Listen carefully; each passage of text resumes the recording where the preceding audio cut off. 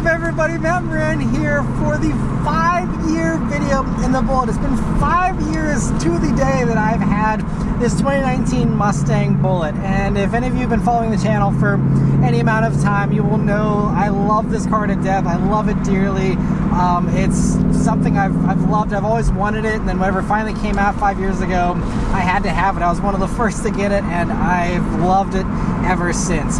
And so over the past year, I've only put about 2,000 miles on it, but interestingly, unlike past years where there really wasn't a whole lot to report, this year there was quite a bit that has happened with the Bullitt in just those 2,000 miles in the past year here, and it's starting to show its age for sure a little bit, and it did a couple other little things too we'll talk about in this video, but it's all forgiven whenever you hear that exhaust and the crackles and the pops and this deliciously enjoyable V8 engine whenever you rev this thing out to 7,500. Ooh, it's still so good. This car still gives me the fizz in a way at this price point that nothing else does, and for me it is still the perfect car for me. But as far as the stuff about the Bullitt here, now the first thing that was a little bit concerning and actually really freaked me out when it happened was that it went into limp mode. And I wasn't pushing it, I wasn't doing anything weird. I was just coming back from a car review actually, and I was on the highway. There was some stop and go traffic, and it was downhill. So what I did was I just put it into neutral, and I just coasted downhill for a little while, and then once the vehicle got up to a little bit of a higher speed, traffic started moving again. Instead of going into first, I was going too fast for first gear, so I just went from neutral and popped it into second, and I like rev matched it, you know, to make sure it wasn't too rough or anything. But that, you know, going from neutral to second made the car immediately like freak out. It said that like the MagneRide dampers and the My Mode settings, and it just gave me all these warning messages on the dashboard. It didn't say anything about like pulling over immediately or anything super concerning. It just said, had all these, you know, errors about you know, the MagneRide and all that. And so it was just being really weird. It gave me very little power. I mean, it was okay, but it was almost like the car had a breathing problem where it really took a while to accelerate, and it was really slow, and I was on the highway, so there wasn't really any good place to pull over, but it was still driving, so I just kept going. But every time I would like let off the gas, the car really like fell on its face basically, and it like aggressively lurched forward, but I'd let off the gas, and whenever I'd get back on the gas, it'd be really rough and aggressive with like getting back into the gas. And I was giving smooth throttle inputs like I always do, but it just for some reason was like, I don't know if the MagneRide thing was just not being smooth, and so it was, I have no clue what happened. I never took it to the dealer to find out, because thankfully I was able to stop and key cycle the vehicle, and whenever I did that, everything went away, everything went back to normal. So I don't know, it was giving me an error about the active exhaust. I don't know if the baffles in the exhaust got stuck or something, and that's why the car was acting weird. I have no clue, but thankfully it went away, and it has not returned since. Now I have avoided going from neutral to second ever since, but just one little thing that was a little bit concerning to me. I have no clue why that happened, but that is really the biggest thing that's happened. The only other, all the other things have been very mild things that aren't a huge deal. The one thing is that this digital gauge cluster went black on me for a few seconds again. This is the second time that's happened for me. It happened to me a while back when I was on the highway several years ago, but since then it didn't come back until just you know, I'd say about 6 months ago. It randomly went black for a few seconds and then came back on. No clue why. It's still a complete mystery to me, but I don't have 100% confidence that these gauges are going to last forever.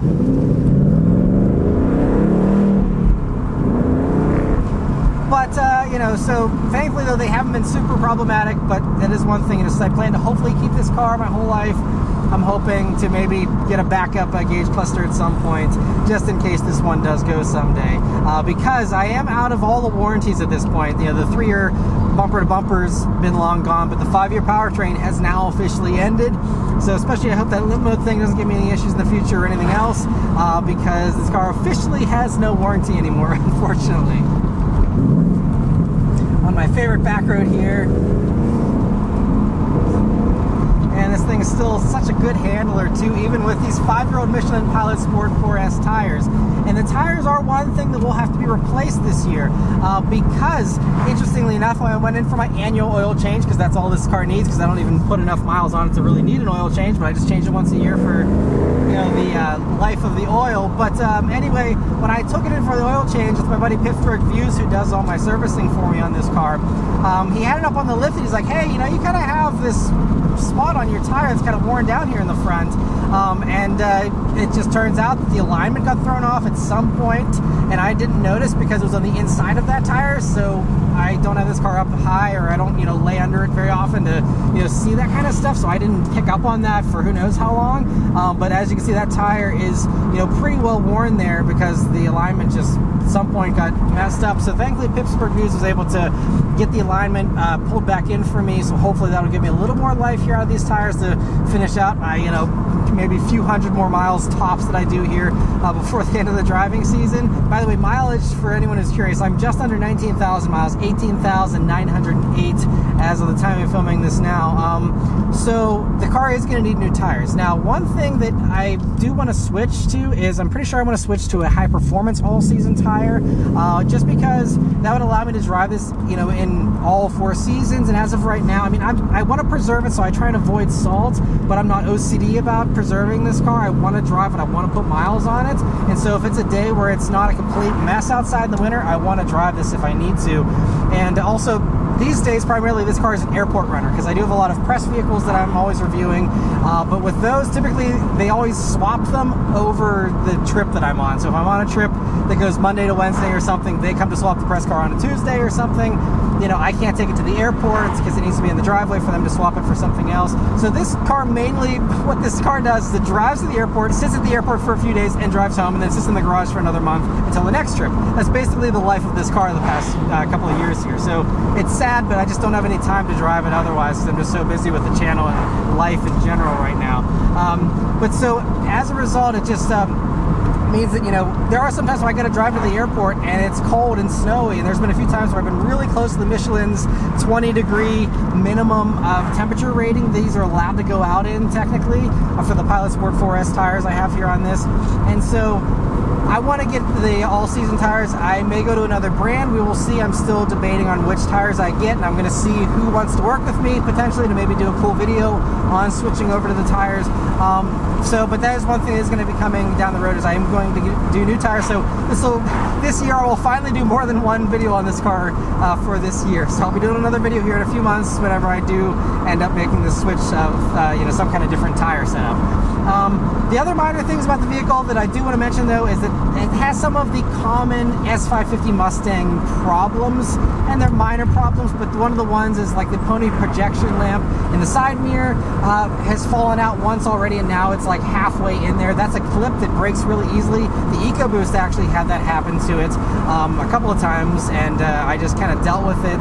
The GTs, I never owned any of them long enough for those to fail, and so, you know, this one now having some age on it that has broken for whatever reason. It's not even like I drive it a lot, so it's just like an age thing, I guess. After a certain amount of time, that just happens to break randomly and fall out for some reason. It's not a huge deal though, so I'm not overly concerned about it. I just, you know, keep it propped in there, and every once in a while if I see it a little droopy, I'll push it back up. But it's not something that I'm gonna bother with fixing because it's not cheap, and it's something that doesn't bother me, and I hardly ever even notice it. And then the other thing is that the dashboard here does rattle a little bit every once in a while, and it's like right behind the air vents here, and that's an area where I remember the EcoBoost, and I think even the GTs had a little bit of a rattle there. Unfortunately, even a few years down the road here in 2019 model year production, they still had those issues, and so I've just noticed a few rattles. But like any car, it's 5 years old, you start to get a little, you know, creaky and rattly sometimes. And again, it's not super common, super annoying or anything, so just a very minor thing, but just something I wanted to mention as well. And I know a lot of people ask about the Expel paint protection film that's on this vehicle, so I'll show you guys. I mean, again, not a ton of miles, but it's held up really well, and I apologize for the road noise here, filming this along a main road around rush hour. But as you can see, it's actually held up really well. There's a couple little spots where the paint protection film did its job. So right here you can see It did stop some chips from, I think, happening or barely penetrating, but great, that protected it there, but doesn't look amazing. The wrap is warranted for 10 years, and so that could be something I could easily replace a little piece of it there if I wanted to make it look a little bit better. But again, this is a driver, not a show car. I don't really care that much.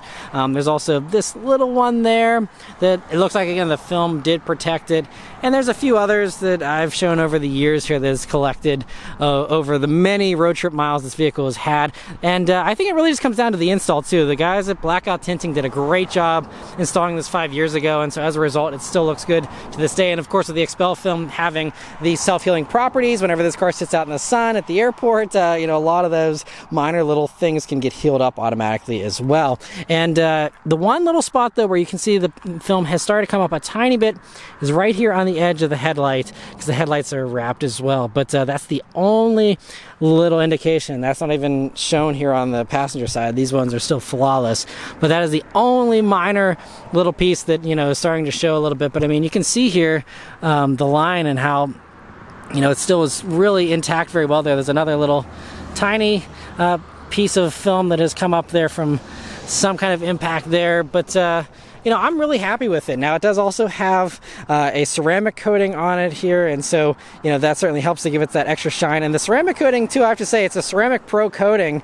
And again, I haven't detailed this car. I just gave it a quick wash last night. But the ceramic coating, I think the last time I refreshed that was in, I think, 2019 or 2020, and it hasn't been refreshed since. And so you're supposed to do a new top coat every year. I haven't bothered with it though, because it still looks really good. It still repels water super well, and just still looks really great. I think because mostly this car sits in the garage, 350 days out of the year. So, so it's not something that I need to really keep up with too much, I don't think. And I think it still looks really, really nice. And it's crazy, 5 years later, it still shines up so nicely, and just still looks so good. Oh man, I love this car. Still love this car so much. And but yeah, so that's the whole Expel experience here so far. It's been great. Highly recommend their stuff. Still holds up really, really well. And one last thing to add is that after 5 years, the Expel window tint is also still perfect, isn't bubbling up anywhere. Again, that'll come down to your install as well.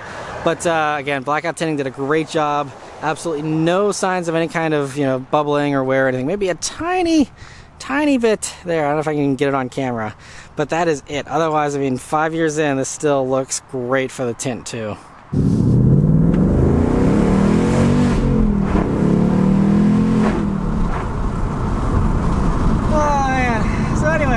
Absolutely love this thing. I'm going to cut down on the wind noise here a little bit though, and put on some air conditioning so we don't have to be screaming as I talk for the rest of the time here.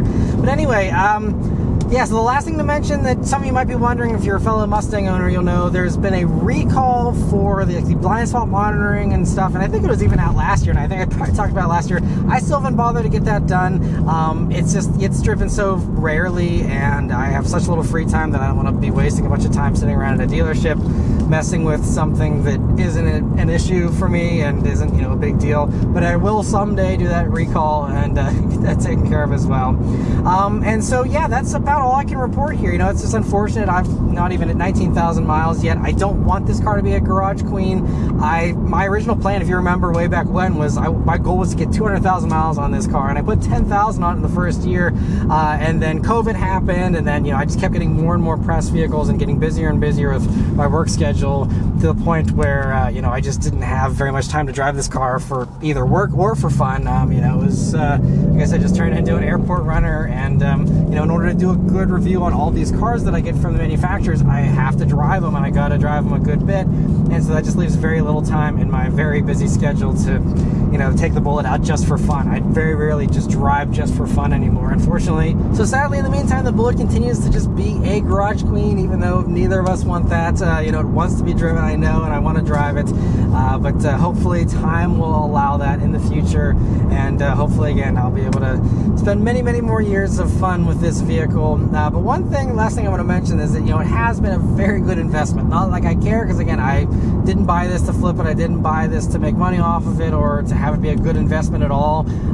It's actually, I kind of wish it didn't hold its value so well, just because it does make it tempting sometimes whenever I drive other really fun cars, and the fact that this is still worth 40 grand even on a bad day. It's just every once in a while there are some cars that very much tempt me, but I still love this thing to death. I still think for me and what I like and want and need right now, I think it is really still the perfect fit. That could change down the road, we will see, but for now I absolutely love this thing. And so it's just nice though that it has been a good investment, and that I've driven it for 5 years and it's maybe lost $10,000 in value, if that, probably less, so certainly a nice thing. And it certainly seems like, especially with 2024 Mustang prices ballooning, and even if I wanted the same stuff on that I get here in the Bullitt in a new 2024, I'd still be spending 55 grand at least, so it's kind of crazy how they've ballooned in price. So I think that certainly is helping these to hold their value really, really well. And I think to me it just increases the appeal. After seeing the 2024s, I don't love the interior. I love the interior of this so much more. It has everything I need, nothing I don't. No huge obnoxious screens. The screens are impressive, and that's what the Mustang needs to evolve and grow. And I know a lot of people will love them, but for me it's just not what I want out of my own personal car. And so I still think this is really the high watermark in my mind as far as having everything I want, plenty of performance, plenty of safety, plenty of tech, but not overboard on any of that stuff. So anyway, yeah, still absolutely love the Bullitt, still hope to keep it forever. We will see what happens, but in the meantime, it's been an absolute blast, and hopefully it'll continue to treat me well. We'll see what happens. But anyway, thank you all very much for watching this little update video. Let me know if you have any follow-up questions. I'd be more than happy to answer them. And be sure to check out my other fun adventures. I did do lots of fun adventures with this vehicle in its first couple of years of life there. Went to the Indy 500 with it. Did an awesome road trip with a bunch of YouTubers, all kinds of fun stuff. So check those out if you missed those and weren't around back then. Had so many fun times in this car, and hopefully I'll have lots more fun times down the road. But anyway, thank you all very much for watching, and I'll see you on the next one. Take care.